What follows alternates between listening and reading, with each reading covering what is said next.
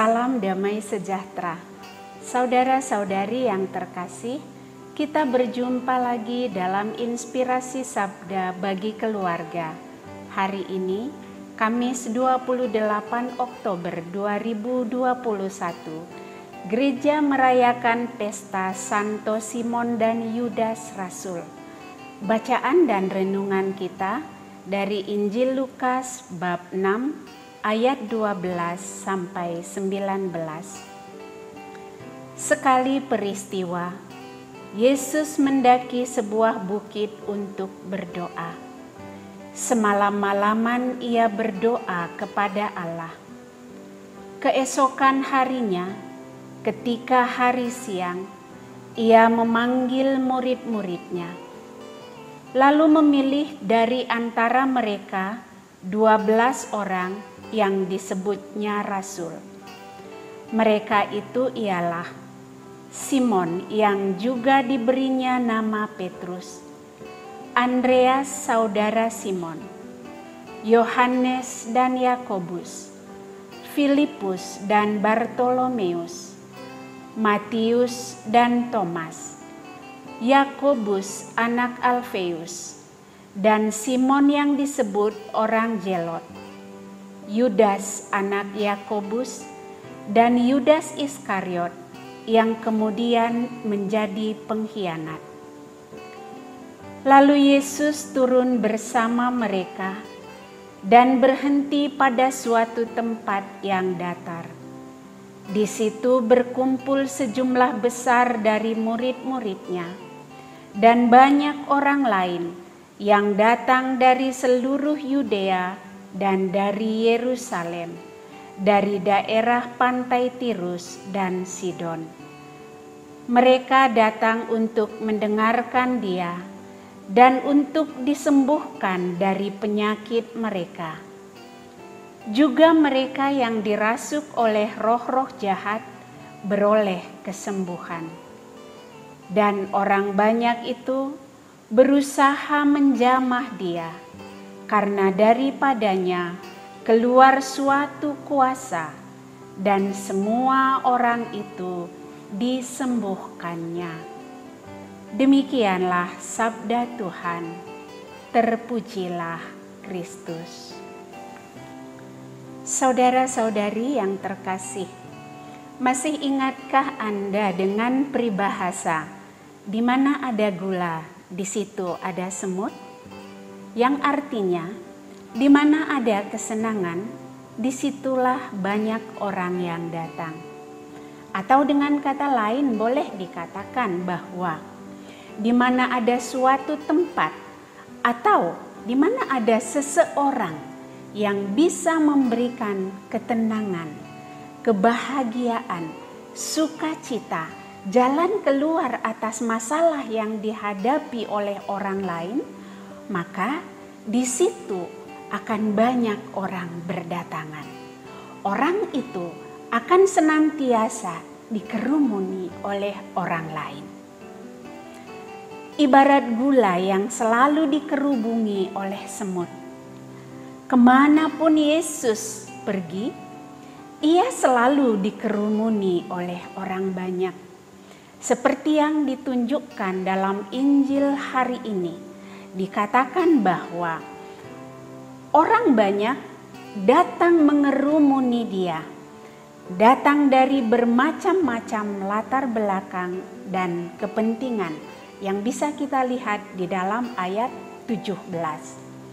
Dan di dalam ayat 18 dikatakan, mereka datang untuk mendengarkan Dia dan untuk disembuhkan dari penyakit mereka.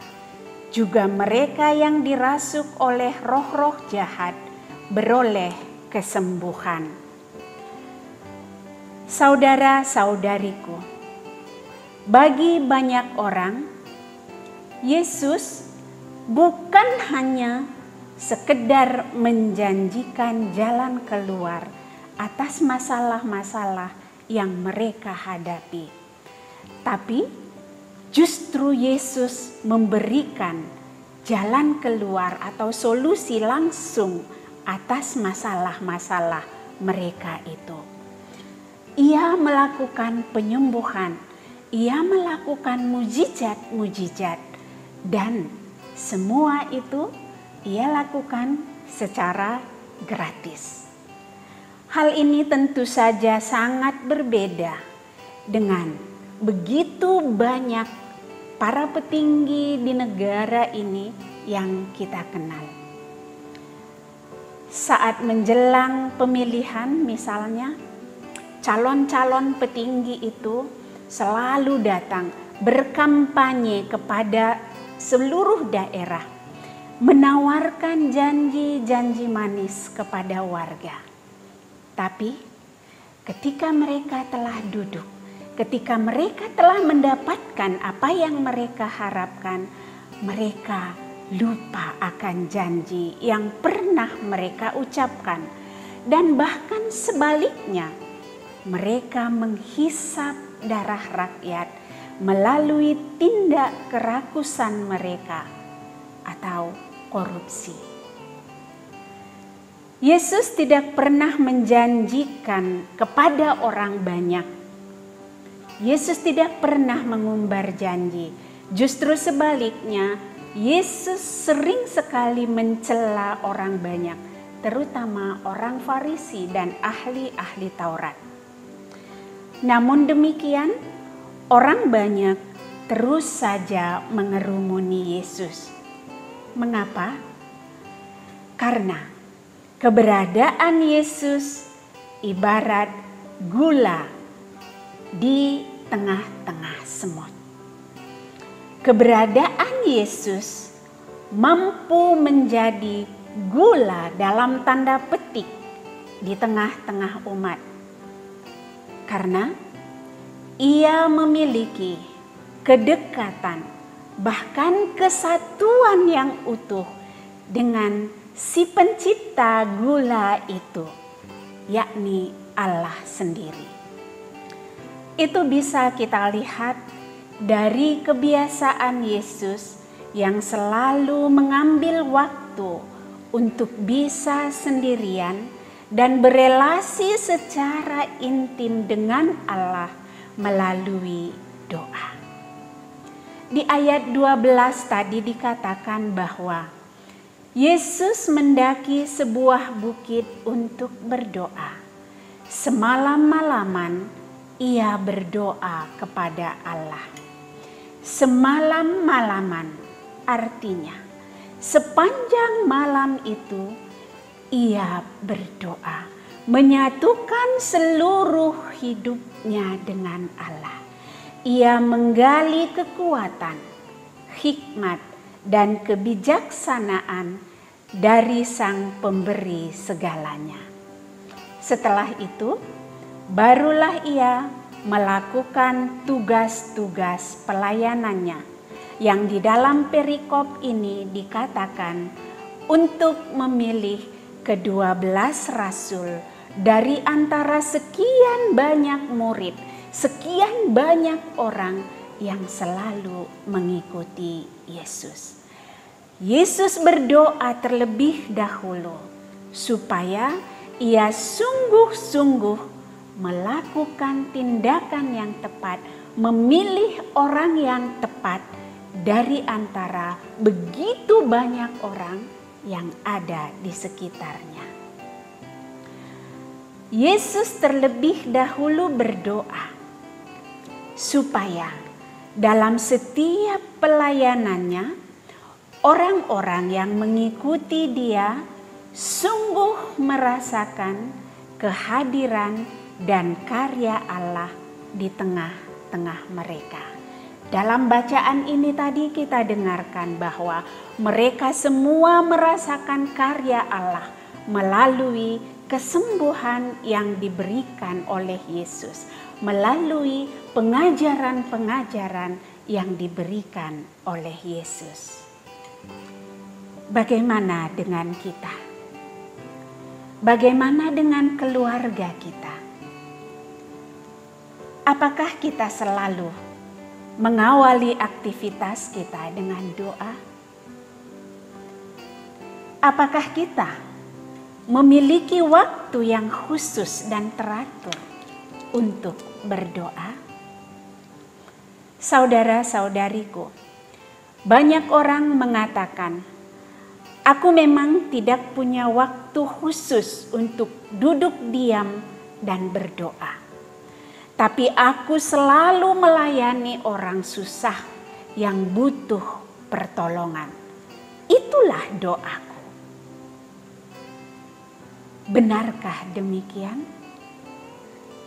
Saudaraku, melayani orang memang baik, bahkan harus dilakukan. Rasul Yakobus mengatakan, doa tanpa perbuatan pada hakikatnya adalah mati. Artinya, orang yang terus-menerus juga berdoa tapi tidak melakukan apa-apa sebagai bentuk pelayanan, itu omong kosong. Sebaliknya juga orang yang mengaku terus melakukan pelayanan namun tidak pernah memelihara hidup doanya, itu juga pincang. Karena itu saudara-saudariku, seperti Yesus yang menjadi teladan kita dalam doa dan pelayanan, mari biasakanlah berdoa sebelum dan sesudah melakukan segala sesuatu. Jadikanlah doa sebagai sebuah kehausan dalam diri kita, bukan sebatas keharusan belaka. Jika hidup doa kita makin teratur, sadar atau tidak sadar, kita akan dibentuk menjadi pribadi yang baru, yang terlihat dari cara bicara, tindakan, pergaulan, dan cara pandang kita terhadap segala sesuatu yang ada di sekitar kita. Seperti Yesus yang selalu hadir menyembuhkan banyak orang, demikian juga hendaknya kehadiran kita di tengah-tengah sesama, di tengah-tengah keluarga khususnya, hendaknya membawa kesembuhan bagi orang-orang yang kita jumpai, baik kesembuhan fisik, terutama kesembuhan batin. Jadilah gula bagi kehidupan bagi banyak orang, sehingga banyak orang yang ada di sekitarmu yang datang kepadamu sungguh merasakan karya dan kasih Allah melalui dirimu. Amin.